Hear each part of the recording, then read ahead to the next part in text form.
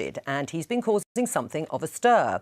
At 28, he's the youngest person to ever hold the office. He's also the city's first Green mayor and the first Somali mayor. He moved to Sheffield, aged 5, after 6 months in an Ethiopian refugee camp. He's promised to be innovative and not the usual stuffy Lord Mayor. I think he's doing pretty well on that front so far, and he joins us now from Sheffield. Welcome to the programme. So, how do you feel in the role? Thank you very much, Joe. You know, honestly, it really has been massively overwhelming. It's exciting. It really is. What inspired you to get involved in politics? Do you know what? It was just wanted to play a bit of an active role in my community, and it was when I was at university in Hull that I kind of thought, came from a sports background. I cared about issues, in all honesty. Like when I was at university, it was trying to eradicate hidden costs, stand up for free education, and kind of decided to kind of get involved in that. And then it was during 2014's rise of the UKIP. I kind of just thought, well, I need to get involved in politics, because if you don't do politics will do you. And that's when I kind of started to find my venture in trying to learn a bit more. And that's where I discovered the Daily Politics. You discovered the Daily Politics. Go on then. Yes. Tell us the story about the Daily Politics and your love of the programme. Do you know, to be honest, Joe, when I first came across it, I used to be like, who on earth would watch it? Just because I didn't understand it. And I literally forced myself to watch it, right? Just because I'm like, I need to get past this hurdle. I need to understand. And just like a good piece of cheddar cheese, it got better with time.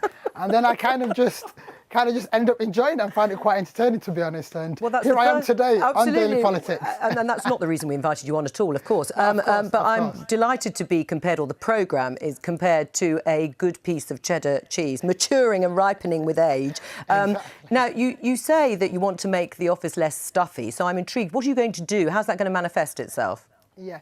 Do you know, it's first and foremost, it's like I don't understand that I'm not your typical Lord Mayor, and that alone kind of breaks a lot of barriers. But basically, I want to bring it into the 21st century and try to bring a lot of young people involved in it. So my main two kind of interest theme for the next year is basically just young people and also just a culture within the city. So trying to bring as many people into the town hall, but also for them to really be proud of their city and get involved with civic life and actually want to make a difference in their local communities and actually get involved.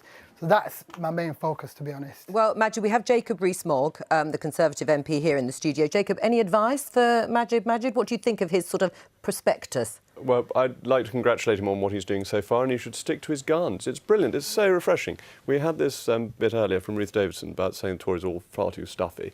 And I'm the stuffiest stuffed shirt in town and always have been, but we need more people to pep us up and make politics fun and stand up for what they believe in. It may not be my view politically, but we need politicians who believe in things and are willing to do that. Majid? Do you know what it is, Joe? It's honestly, it's like I said, the messages from around the world, everything has been really heartwarming. But it's like, it's easy to kind of feel in this kind of happy glow and stuff like that. But I can't help but think about, like, we've got so many refugees that we kind of just deny access into the country. There's so many asylum seekers that constantly get deported.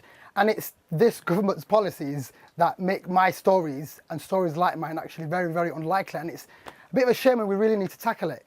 What do you say about that? I think Mr Majid's story is fantastic, that he came here as a 5-year-old and is the Lord Mayor of Sheffield. And I think that's just so wonderful. And what he must have done, what he must have gone through, is incredible personal achievement. And I understand his point, that there are others who will not be able to do this, but we can't have no immigration control at all. We need to have some limit on the numbers who come in. Do you think the Conservative government's policy has been open to refugees?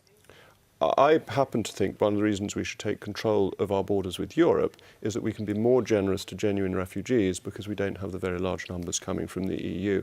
I think it would allow a proper rebalancing of a more humanitarian immigration policy. Majid? It's genuine refugees. Like, from my point of view, just from speaking to some Syrian refugees the other day, the country denied 3,000 Syrian refugees just on the basis that we couldn't afford to bring them in, yet we can find lots of money to kind of go into Syria for war. And I just don't kind of believe that, because now we're going to have a situation where we're going to produce more children, Syrian refugees, and give them the same excuse saying that we actually can't afford to bring them in. And I know Reece is saying that we can't allow genuine refugees, and I think they are genuine refugees. I don't see what's not genuine about their case. All right, you'll have to carry on that conversation off air on another occasion. But Majid, keep watching the Daily Politics. Cheers. You. Bye. Cheddar cheese, so you're from Somerset. I'm delighted. Oh, well done for getting the constituency in the programme. This Friday, people in the Republic of Ireland will vote on whether they want to change the country's strict abortion